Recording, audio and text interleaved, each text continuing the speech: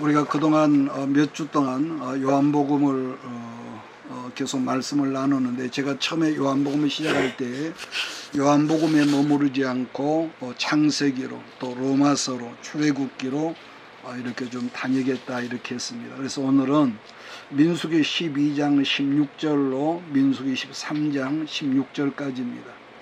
그래서 오늘 말씀의 제목은 바람광야,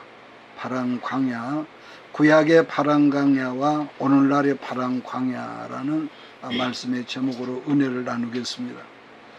민수기 성경은 전체가 1장부터 36장까지인데, 민수기 성경의 주제를 여러분 기억하십니까? 민수기는 훈련의 책이라고 그랬습니다. 출애굽기 성경의 주제를 구원의 책이라고 한다면은, 레위기 성경의 주제는 거룩한 생활입니다. 그것은 우리가 예수를 믿고 구원받았다고 우리들 그냥 저절로 거룩해지는 건 아니지 않습니까? 그래서 구원받은 하나님의 사람이 거룩해지려면은 연습이 아니라 훈련이 있어야 하는데, 그 훈련의 무대가 지금 광야라는 겁니다. 자, 민수기 12장 16절을 제가 다시 읽겠습니다. 그 후에 백성이 하세롯을 떠나 바람광야에 진을 쳤다. 이스라엘 백성의 훈련 무대가 광야라고 그랬지만은 본문에서는 바람광야라고 이렇게 명칭이 있는데, 그러면 그 바람광야가 지리적으로 어디쯤인가 그랬을 때, 자, 이렇게 여러분 생각하십시다. 제 오른쪽이 애굽이라면은 제가 앉은 왼쪽은 가나안 땅입니다. 그래서 이스라엘 백성이 애굽 땅을 벗어나려면 첫째는 홍해바다를 건너야 했지 않습니까? 그러나 홍해를 건너고 광야를 벗어나 가나안 땅으로 들어가면은 이제 또 하나의 물이 있는데, 거기는 요단강을 건너야만이 약속의 땅에 들어갈 수 있는 거죠. 그래서 홍해바다를 이스라엘을 건너고 요단강까지 그 사이를 뭐라고 그러냐, 이 중간을, 거기를 광야라고 그러는데, 그 광야에서 이스라엘 백성들이 40년 동안 계속적으로 왔던 길을 반복하면서 이렇게 훈련을 받습니다. 쉽게 말하면 사람의 상식과 내가 아는 상식과 지식을 없애버리는 거예요. 오직 거기서는 말씀의 순종과 믿음으로 사는 훈련인 거죠. 그래서 시내산에서 바람광야까지 직선거리로 약 380, 또 어떤 자료를 보니까 400km라고 되어 있는데, 이 400km라면 건강한 젊은 사람의 빠른 걸음이라면은 열흘 정도면 통과한다고 그럽니다. 그 외에 나이 든 사람들이 걷는다면은 20일에서 30일 정도면 도달할 수 있는 이 거리라고 그러죠. 그러한 거리를 이스라엘 백성들은 무려 40년 동안이나 거기를 빙빙빙 여러분 방황을 했다는 겁니다. 자, 그렇다면은 그런 거리에서 왜 40년이나 걸렸을까 했을 때, 성경에서 그 원인을 찾는다면은 오늘 본문 말씀 민수기 12장 16절인 거죠. 자, 그렇다면 본문에서 말하는 바람광야가 성경 지리적으로 어디쯤인가 그랬을 때 가데스 바네아죠. 여러분 가데스 바네아라는 말 많이 들었죠. 그러니까 가데스 바네아에서 하루 정도만 더 가면은 약속의 땅, 여러분 가나안이라는 거죠. 그러니까 하루 길만 더 가면은 옛날 조상들이 살았고 400년 동안 내내 어른들로부터 들었던 약속의 땅, 거기 가면 이 가나안 땅이라는 겁니다. 그러니까 하루 길만 가면은 그야말로 오래전부터 어른들로 들었고 꿈에 그리던 약속의 땅인데, 문제는 그 땅 바람광야에서 이스라엘 백성들이 되돌아서서 지금까지 자기들이 걸어왔던 길을 걷고 걸으면서 400년 동안을 거기에서 길이 없는 그 길에서 방황하면서 방황하는 세월을 그들이 살았었다는 겁니다. 자, 그런데 이 점에 있어서 마지막 세대의 말세를 살고 있는 우리들이 여러분 본문 말씀을 통해서 우리들 자신에게 이 말씀을 그대로 적용을 한다면은, 아니 이 말을 조금 확대를 해서 지금 현실적인 우리나라를 생각한다면은요, 우리나라는 우리가 어렸을 때 배웠던 대로 1945년 8월 15일에 일본 제국주의로부터 해방이 되어서 금년 2025년까지를 80년이 되었는데, 이 80년 세월 동안에 우리나라는 그동안 우여곡절과 많은 시련과 더불어서 방황의 세월을 살았지요.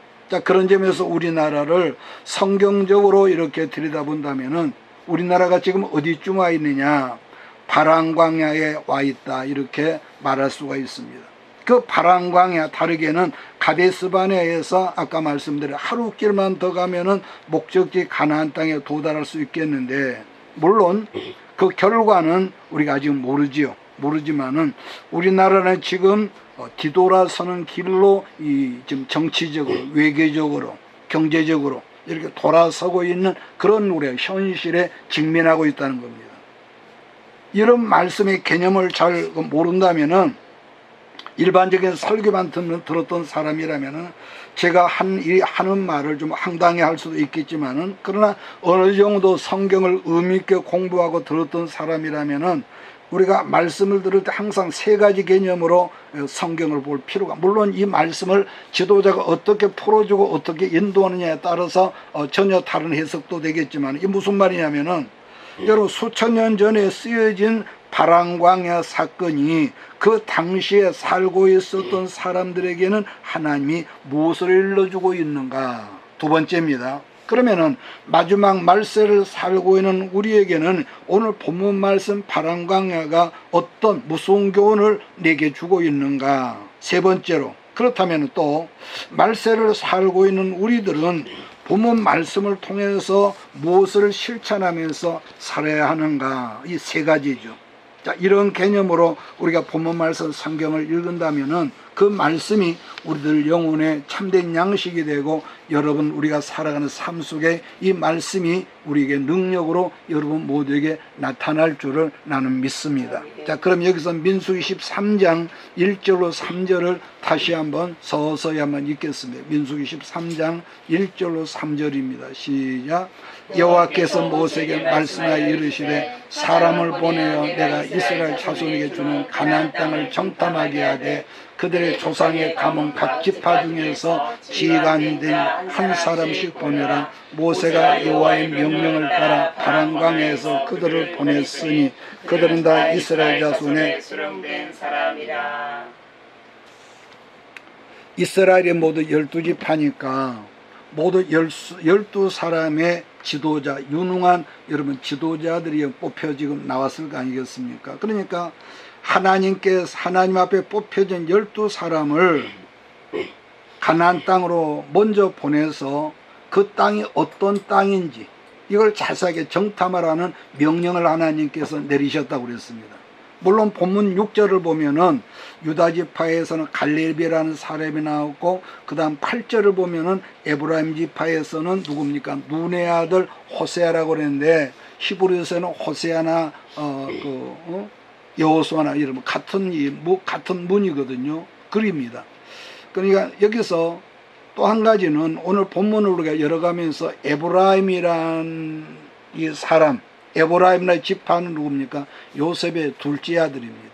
둘째 아들. 그래서 이스라엘 12아들 중에서 하나님께서 요셉을 빼버리고 요셉 대신에 요셉이 들어갈 그 자리에 에브라임을 집어넣고 므낫세를 집어넣지 않습니까? 그런데 이 이제 배경을 보면 성경에서 요셉이 애굽의 총리로 우여곡절 속에서 애굽의 총리가 되어 있을 때 결혼을 해서 아들 둘을 낳았는데, 큰 아들 이름을 기억합니까? 므낫세라고 그랬고 둘째 아들 이름을 에브라임이라고 그랬다 했습니다. 자, 그런데 큰 아들 므낫세라는 이름의 뜻이 뭐냐? 하나님이 내 지난 과거의 슬픔의 모든 일들을 잊어버리게 해주셨다는 뜻으로서 이 요셉이 큰아들 이름을 므낫세라고 했다는 거죠. 쉽게 말하면 뭘까? 과거 청산이란 말이 므낫세죠. 과거를 다 잊어버렸다. 잊어버리겠다. 여러분, 우리가 이 성경을 공부하면서 좀 기억하고 주의해야 할 것은, 이렇게 말하는 나나, 여러분들 세상을 많이 산 나나, 세상을 적게 산 젊은 여러분들이나, 사람 누구나 지금까지 살아오면서 한때 아픈 과거, 슬픈 과거, 추억들이, 좋은 추억보다는 우리는 가슴 아픈 그런 추억들이 있는 거지만은, 중요한 것은 이게 있습니다.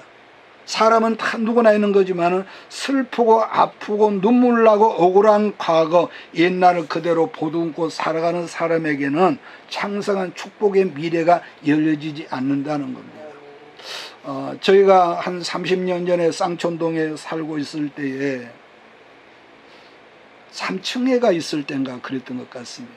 다른 교회 이웃에 나가는 어떤 그 집사님이 한 번은 그 상담한다고 그래서 다른 교회 집사가 무슨 일인가 그래서 저녁에 만났는데 자기 그 품 안에서 어떤 그 조그마한 메모지 같은 편지지를 냈습니다. 이게 뭐냐고 그랬더니 결혼해서 지금 살고 있는데 첫사랑 애인이 이렇게 비가 올 때만 생각이 난대요. 참 기가 막힌 일이죠. 그래가지고 이렇게 우중충하고 그러면 꼭 옛날 그렇게 자기를 아껴주던 첫사랑 그 남자, 그러니까 이미 지금 결혼을 해서 아들 둘 딸 하나가 있고 큰 애가 중학교 다니고 작은 애들이 초등학교 다니는데 그 남자가 자꾸 생각이 난대요. 그러면은 지금 본 남편하고 지금 남편하고 살고 있는데도 어떻습니까? 몸은 같이 살고 있지만 마음은 항상 껄피어만 옛 남자애가 있는 거예요. 그러니까 이 사람은 과거 청산이 안 돼 있고 지금 남편이 어떤 걸 잘해줘도 행복하지는 못해. 자, 그런데 그러니까 사람은 옛날에 미어 있으면요 진보가 없죠.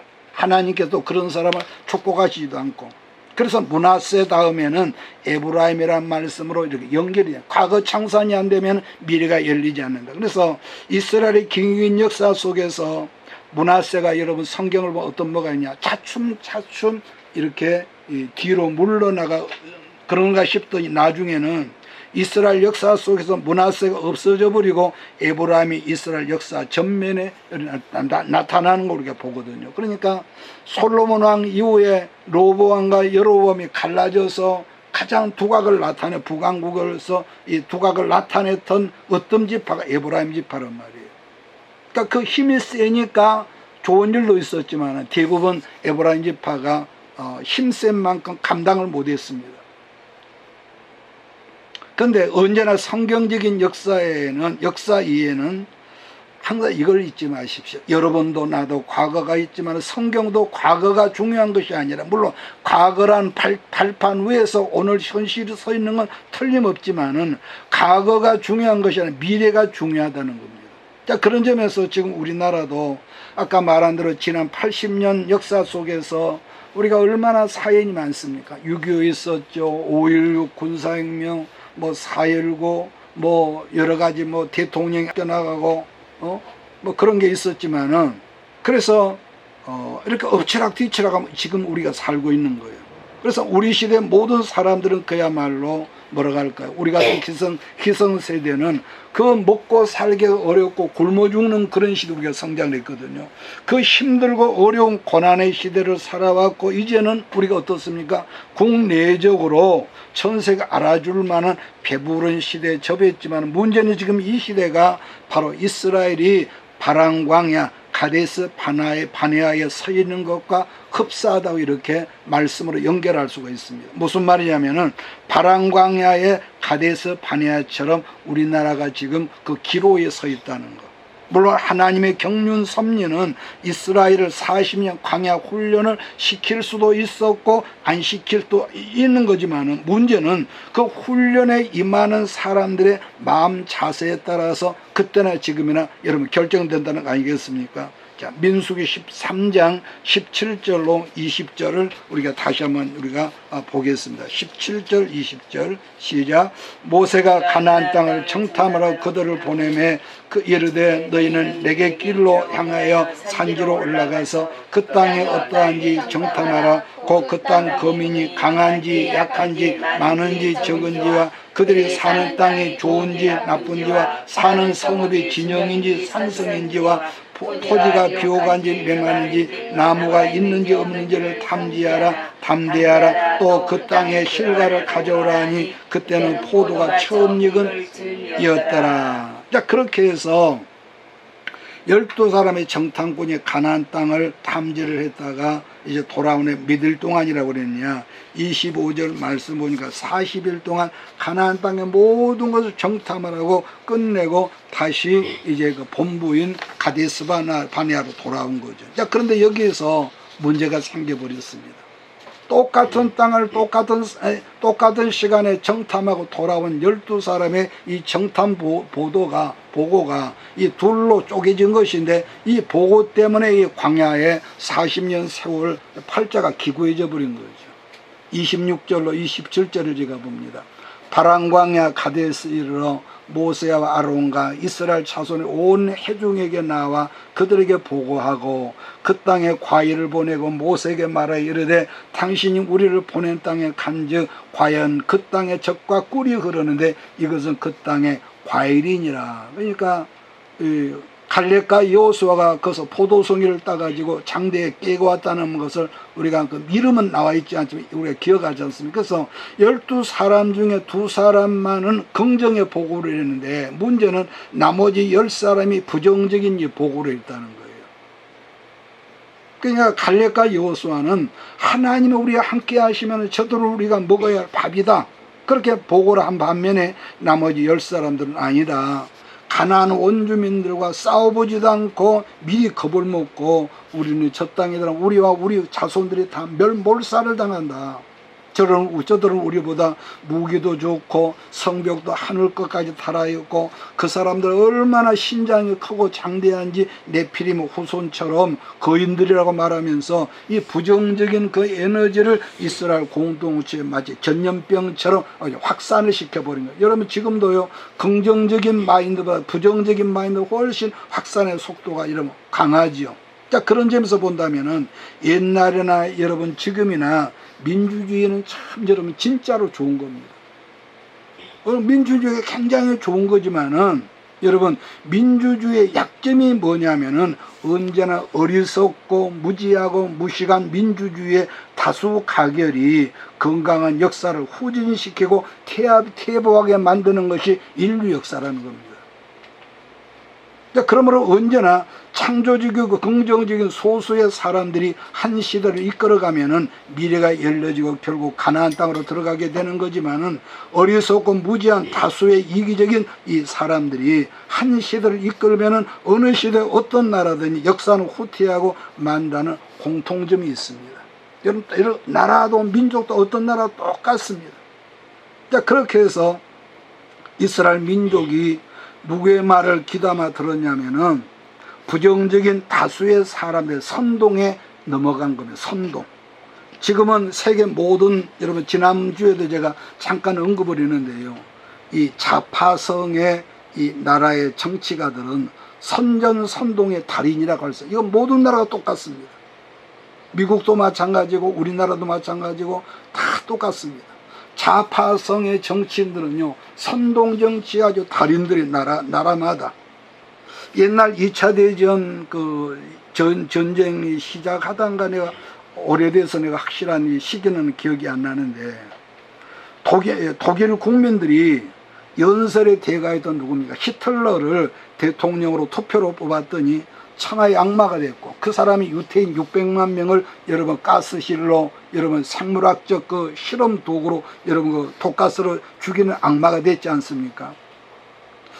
저는 개인적으로 과거에 우리 김대중 대통령을 참 좋아했고, 투표를 하고 그 전라도 사람의 희열을 갖던 감동을 느꼈어요. 아주 그만큼 제가 그분을 좋아했으니까요.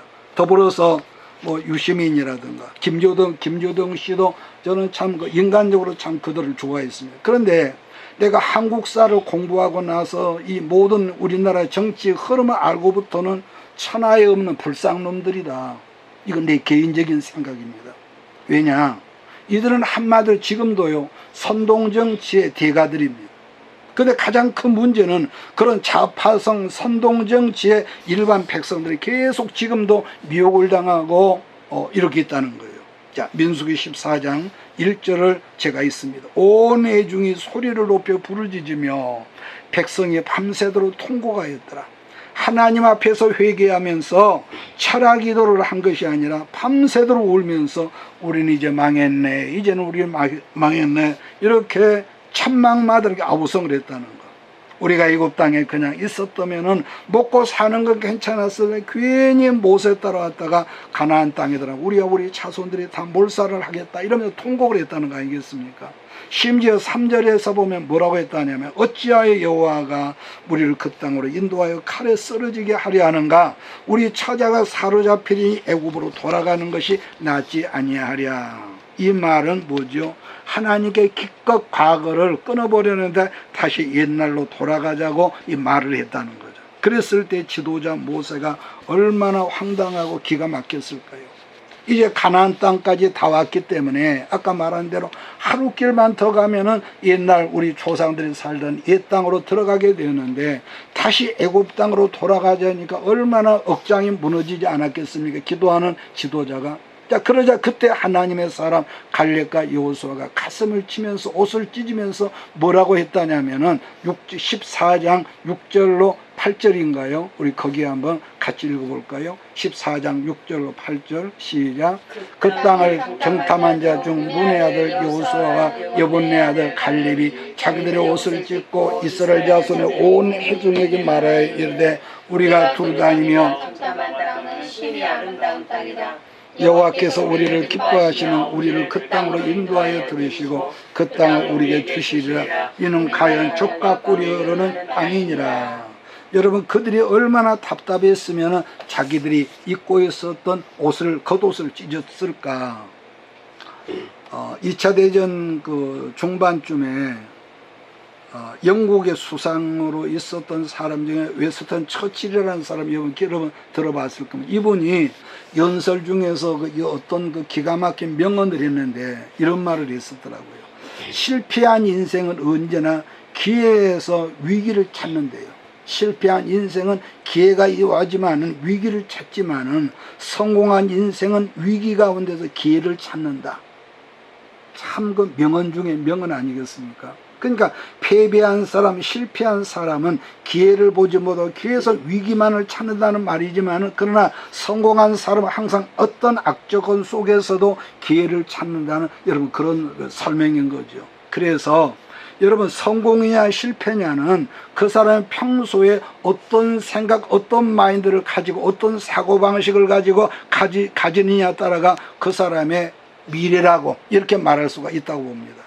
그런데 그런 와중에서 갈렙과 여호수아가 뭐라고 했다느냐면은 7절 8절 이스라엘 자손의 온 회중에게 말하여 이르되 우리가 두루다니며 청탐한 땅은 심히 아름다운 땅이라 여호와께서 우리를 기뻐하시면 우리를 그 땅으로 인도하여 들으시고 그 땅을 우리에게 주시리라. 이는 과연 적과 거리는 땅이 아니냐. 자, 그런데도 열 사람은 힘이 나쁜 땅이고 그 땅에 들어가면 우리는 다 몰살할 땅이라 악평을 했다는 거 아니겠습니까? 자, 그렇다면은 다시 우리가 반복하는데 똑같은 시간에 똑같은 장소에 다니면서 똑같은 환경을 보고 하는데 왜 갈렙과 여호수아는 심히 아름다운 땅이라고 그랬는데 왜 생각과 말이 열 사람과 갈라지느냐? 여러분 그때나 지금은 하나님을 통해서 보면은 모든 것이 그렇습니다. 예수 그리스도라는 이 안목을 가지고 보면은 모든 것이 아름다운 땅이고 축복의 땅이지만은 하나님 없이 내가 아는 지식으로 세상 사람이 말하는 상식으로 그렇게 조건과 환경과 상황을 바라본다면은 그야말로 어떤 상황에서도 몹쓸 땅이고 저주받은 환경이라는 거죠. 그러니까 하나님의 눈이 영안을 떠서 본다면은 뭐라 할까? 희망이 넘치는 땅이지만은 세상적인 상식의 육신의 눈으로 본다면은 똑같은 땅이지만 무슨 땅이에요? 버려지는 땅. 내 인생은 여기서 끝났어. 응? 그 죽을 땅이라는 겁니다. 그래서 어떤 일이 벌어지냐면은 백성들이 갈렙과 여호수아를 어떻게 합니까? 돌로 쳐 죽이려고 하는 위기일반의 사건이 있습니다. 10절입니다. 10절. 온 회중이 그들을 돌로 치려 하는데 그때 여호와의 영광이 회막에서 이스라엘 모든 자손에게 나타나시니라. 사람들이 군중 심리에 휩싸여서 갈렙과 여호수아 두 사람을 돌로 쳐 죽이고 떠나왔던 애굽으로 돌아가자 그랬을 때 그때 막 하나님의 영광이 그들 앞에 나타났다는 겁니다. 그런 점에서 우리나라 같은 곳에서는 하나님의 교회가 정말로 중요합니다.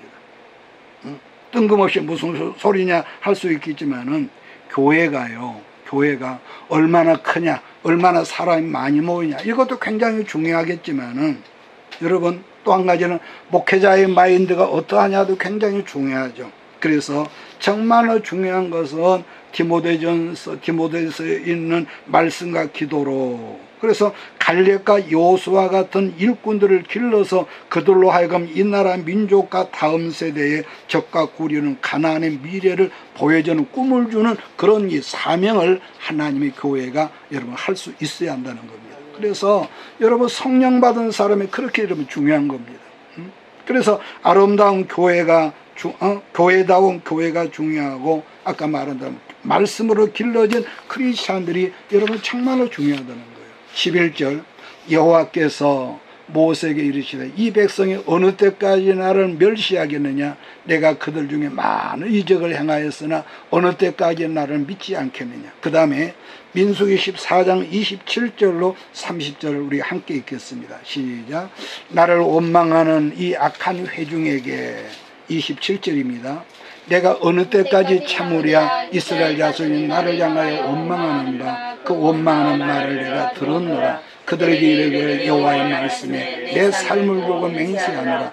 너희 말이 내 귀에 들린 대로 내가 너희에게 행하리니 너희 시체가 이 광야에 엎드러질 것이라. 너희 중에서 20세 이상으로서 계수된 자 곧 나를 원망하는 자 전부가 여분네 아들 갈렙과 눈의 아들 여호수아 외에는 내가 맹세하여 너희에게 살게 하리라 한 땅에 결단코 들어가지 못하리라. 여러분, 지금 우리들이 함께 읽은 말씀이 민수기 성경의 전체 여러분 핵심이라고 볼 수가 있습니다. 그런데 지금 읽은 말씀이 그 당시뿐만 아니라 오늘날 말세를 살고 우리나라 대한민국의 모든 교회에게 주신 말씀이기도 하다는 거죠. 특히 28절을 보면은 너희 말이 내 귀에 들리는 대로 나 하나님 너희에게 응답해 주리라 이랬다는 겁니다. 그래서 망하는 것이 너희의 소원이냐? 그래, 너희 말이 내 귀에 들린 대로 내가 너희에게 망해줄게. 망해줄게. 반대로 나는 예수님 때문에 승리해. 예수님 때문에 나는 된다. 그래, 너희 소원대로 내가 해주마. 똑같은 거거든요. 그래서 너희들이 평소에, 그러니까 그 사람이 평소에 생각하는 것이 무엇이냐, 그 사람이 평소에 말하는 것이 뭐냐. 그러니까 너희들의 기도가, 너희가 꿈꾸는 것, 너희들이 말하는 것, 마음으로 항상 기대하는 것이 그 사람 미래가 될 수 있다는 말씀이라는 거 아니겠습니까? 왜냐?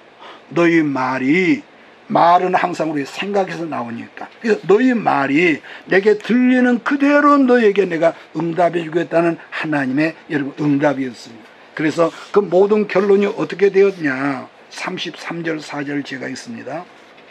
너희의 자녀들은 너희 반역한 죄를 짊어지고 너희의 시체가 광야에서 소멸되기까지 40년을 광야에서 방황하는 자가 되리라. 너희는 그 땅을 탐지한 날수인 40일의 하루를 1년으로 쳐서 그 40년간 너희의 죄악을 담당할지니 너희는 그제서야 내가 싫어하면 어떻게 되는지 알리라 하셨다 하라.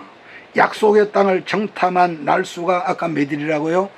40일이라고 그랬거든요. 그러니까 정탐한 그 하루를 1년으로 해서 40년 동안 광야에서 방황하다가 부정적인 마인드로 하나님을 근심케 한 사람 모두가 모래 땅에 죽어 없어지는 그날까지 가나안 땅의 길을 열지 않겠다. 문을 열지 않겠다는 이 하나님이 선언을 하신 거죠. 그러나 그 똑같은 길을 갔지만 갈렙과 여호수아는 광야에서 태어난 신세대를 이끌고 가나안 땅으로 들어가서 가나안의 새 역사를 이루어졌다는 걸 우리가 여호수아에서 보지 않습니까? 자, 그래서 그런 점에서 이번 21대 대통령 선거에서 제가 개인적으로 발견한 거지만은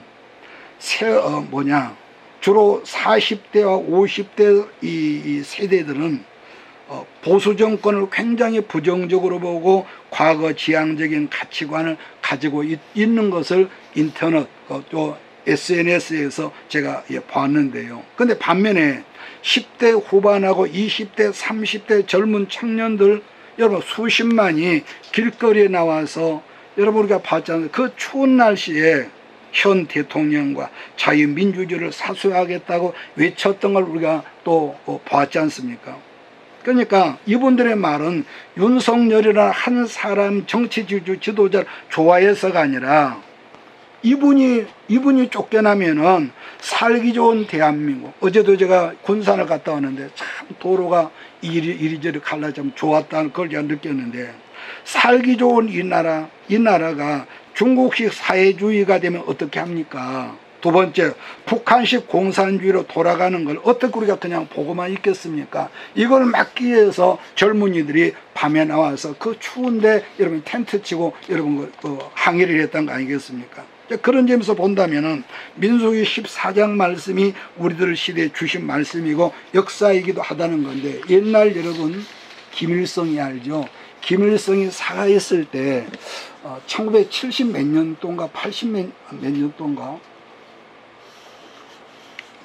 그 횟수는 정확하지 않은데, 제가 이거 어떤 책에서 내가 본 건데, 공산당 전국 북한 전국 간부급 세미나를 할 때 김일성이 김일성 어록에게 남아 있는 거예요. 남조선을 해방시키려면은 각권 정책을 잘 사용해라.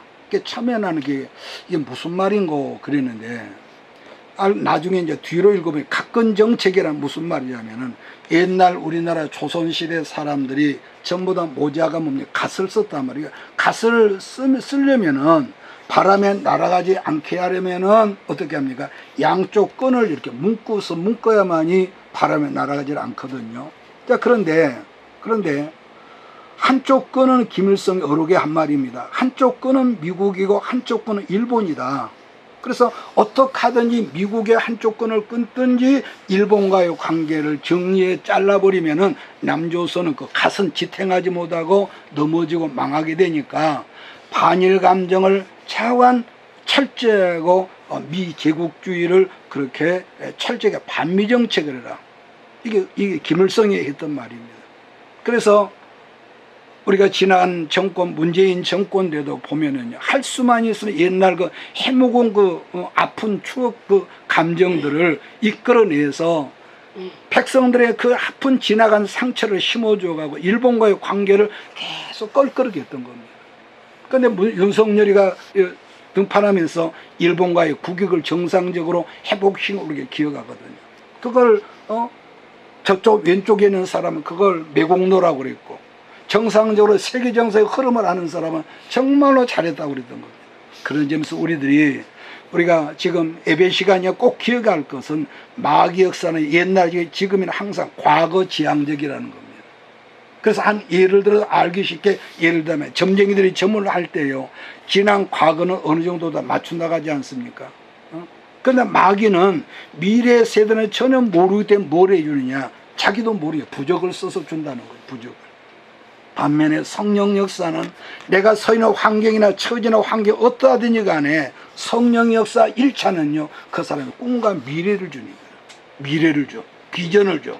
그렇기 때문에 하나님도 말씀하기를 너희 입에서 나오는 말, 너희의 기도가 내 귀에 들리는 대로 내가 너희에게 응답해 주겠다고 이렇게 말씀을 했던 거 아니겠습니까? 그래서 이스라엘 지도자들이 40일 동안 가나안 땅을 정탐하고 온 뒤로 백성들이 망했네 말하니 갑자기 망하면 안 되니까 어떻게 합니까? 하나님께서 마치 뭐라고 할까? 노예 아시죠? 노예가 뽕잎을 갉아먹듯이 야금야금 가나안 땅 정탐했던 날 하루를 1년으로 계산해서 40년 동안 그 모든 부정적인 그 흐름에 동참했던 사람들을 죽여서 광야에 묻어버렸던 것이 민수기 성경의 전체 여러분의 핵심이라는 거죠.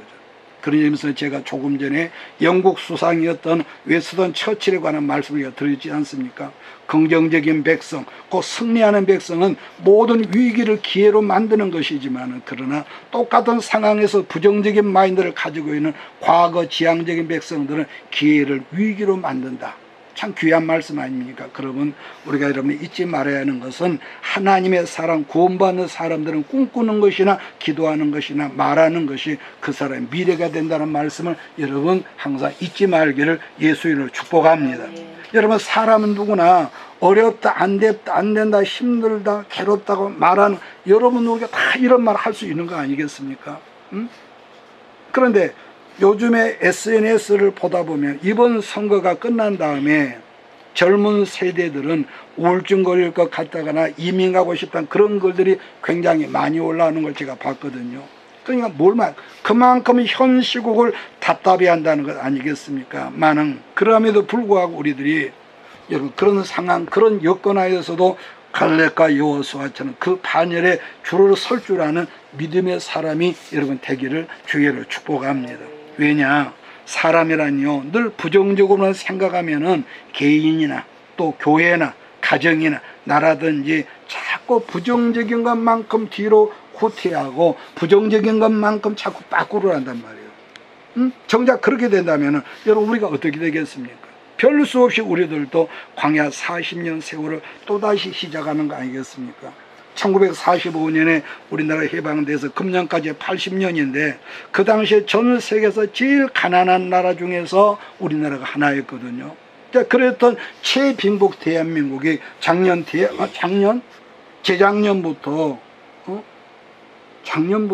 전 세계 10위권에 들어가는 경제대국이 되는데, 그래서 재작년부터인가 우리나라 경제적인 그 수준이요 일본보다 여러 한 계단 앞섰다는 우리가 그런 보도를 봤단 말이에요. 자, 그러다 보니까 세계 모든 나라들이 대한민국을 보고 한다는 한각의 기적을 이루었다 이렇게 지금 말한다는 거 아니겠습니까? 그러한 상황에서 지금 이재명 새 정부는 보십시오. 다시 옛날로 돌아가려고 정치, 경제, 외교를 지금 이상하게, 그러니까 정상적인 마인드를 가진 사람이 이상하게 한다. 이렇게, 내가 그 번호 감정이 있습니까?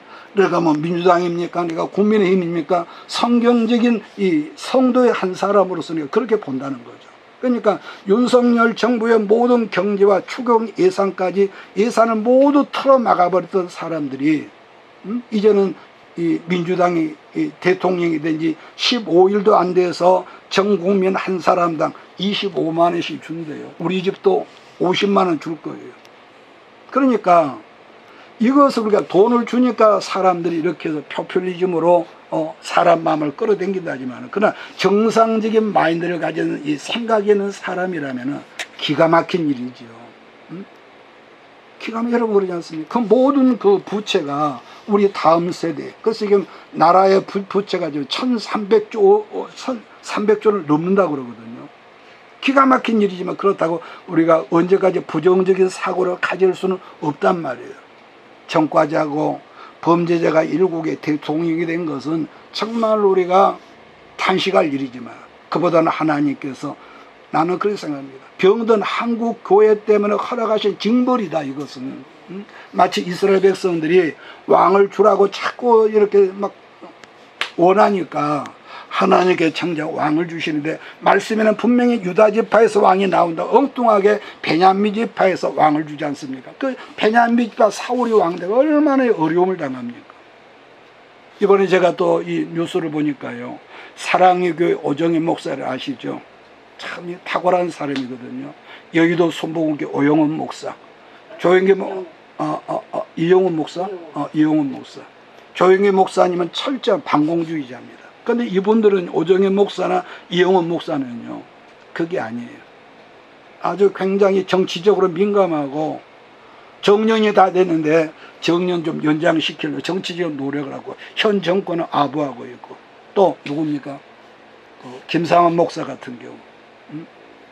어제 나온 거 뉴스 보니까 김상환 목사 교회 어떤 집사가 이재명 대통령을 찬양하는 그 찬양시를 인터넷에 올렸더라고요.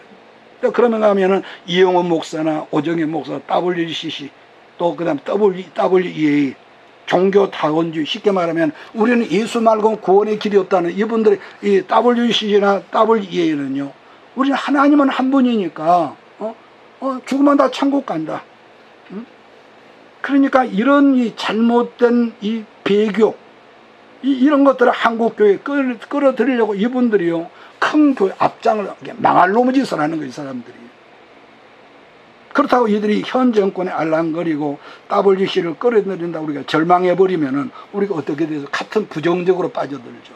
모르긴 해도 아마도 이번 이재명 정권에서는 이 교회도요, 지금은 누구든지 신학교 나오고 대학원 나오면은 우리가 교회를 할 수가 있지만, 저는 지금 그렇게 내다본 것은요, 이재명 정권에서는 만약에 이 상태로 간다면 중국식 허가제 교회를 하려고 할 겁니다. 그러니까 정부에서 허가받지 않은 교회도 못해, 앞으로는. 그러니까 즉 앞으로는 아무나 교회를 설립하지 못할 뿐더러 반드시 정부의 허가를 받은 사람만이 교회 설립을 중국식으로 이렇게 허락을 한다는 거예요. 기가 막힌 것은 부도덕적으로 소문난 이 김민석, 여러분 아시죠? 이 국민국무총리 후보자, 이분이 누굽니까? 장로교회 집사입니다. 집사. 민주당 의원중, 또 국민의 이 의원들 중에 상당수가요, 안수 집사, 장로들이고요. 또 정청래 씨가 감리교회인데 어떤 교회 권사 이분이. 이런 점을 볼 때에 어떻게 교인들을 저렇게 길렀을까? 응? 그걸 제가 반면교사로 보면서 생각하는, 하나님의 교회가 교회도 커져야 하고 교인도 많아하는 건 틀림없지만은 우리가 일반 교인들을 어떻게 길러야 한다는 절박한 심정을 우리가 거기서 이런 사람들을 보면서 느낄 수 있다. 느낄 수 있다. 그러니까 상황이 어떨지라도, 그래서 성령 받은 사람, 기도하는 사람들은 요단강을 우리가 건너가야 하는 거 여러분 아니겠습니까? 여러분 그러죠. 그래서 이런 점에서 빌립보서 4장 13절을 보면은, 우리는 지금까지 사람 내가 잘해보려고 했는데 안 됐고, 정말로 이번에는 잘하려고 했는데 망해버렸고, 실패하고 이용당하고 사기당하고 그랬지만은 하나님 앞에서는 그랬을지라 그게 아니란 거 아니겠습니까? 빌립보서 4장 13절에 뭐라고 합니까? 내게 능력 주시는 자 안에서 모든 것을 내가 할 수 있다. 얼마나 귀한 말 아닙니까? 여러분, 이 말씀은 우리들이 믿는 신앙 안에서 그동안 꿈꿔왔던 비전 속에서 내게 능력 주시는 예수 안에서 모든 것을 할 수 있느니라, 이 말이 여러분 한 주간을 살아가는 여러분에게 귀한 소망이 되고 귀한 능력이 되기를 주의로 축복합니다. 그런 점에서 우리나라 애국가를 생각할 때마다 참 기가 막힌 내용이다. 여러분 생각할 수 있는 것은, 지금 지구상의 전 세계 나라가요 218개 나라거든요. 제가 무슨 말을 오늘 말씀을 끝내려고 하냐면은, 우리나라 애국가 중에는요, 가사 중에서 하나님이 보아, 천주교에서는 하느님이라고 하는데, 하느님이 보아서 우리나라 만사란 가사가 들어있는 그런 나라 애국가가요 지구상의 다른 나라에는 없대요. 그러니까 우리나라 국회가 생겨나고 초대 이승만 대통령이 헌법 임시 의장으로 해서 이 헌법 조항을 통과시키려 할 때, 그 당시에 서울 종로구에서 출마한 의원인데, 이윤영 목사님이라는 분이 국회의원이 됐습니다. 초대. 그랬을 때 이승만 대통령이 그 목사님을 단상에 세워서 기도부터 하고 초대교회를 시작했는데, 지금도 국회 도서관에 가면 이윤영 목사님이 그 기도문이 그대로 전문이 있다고 그러거든요. 그러니까 무슨 말, 전능하신 하나님을 우리가 비록 교회도 초라하고 식구도 얼마 안 되고 자랑하고 내놓을 것도 없지만은, 전능하신 하나님을 우리가 의지하고 나가면은 지금 국민 대다수가 다소가결로 망할 짓을 골라서 하고 있지만은, 이 암담한 상황 속에서도 대한민국이 잘 되고 잘 되는 역사가 이루어질 걸 나는 믿습니다. 그래서 우리들 시대의 최고의 숙제는 한강의 기적이라고 말하는 여기서 머물지 않고, 이제 조만간에 북한 2300만 민족을 해방하고 철조망과 지뢰로 막혀 있었던 그 통일의 기적이 예수 안에서 이루어지는 것이 우리의 꿈이 되고 우리 한국교회의 소망이 되어야 할 줄 믿습니다. 기도하고 마치겠습니다. 이것이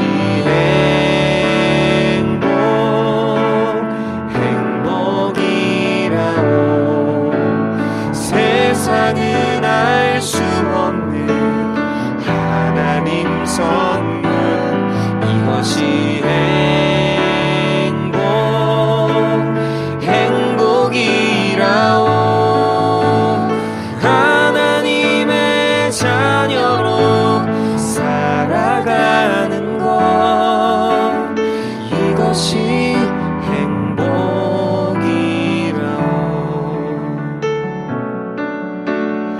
이것이 행복이라오.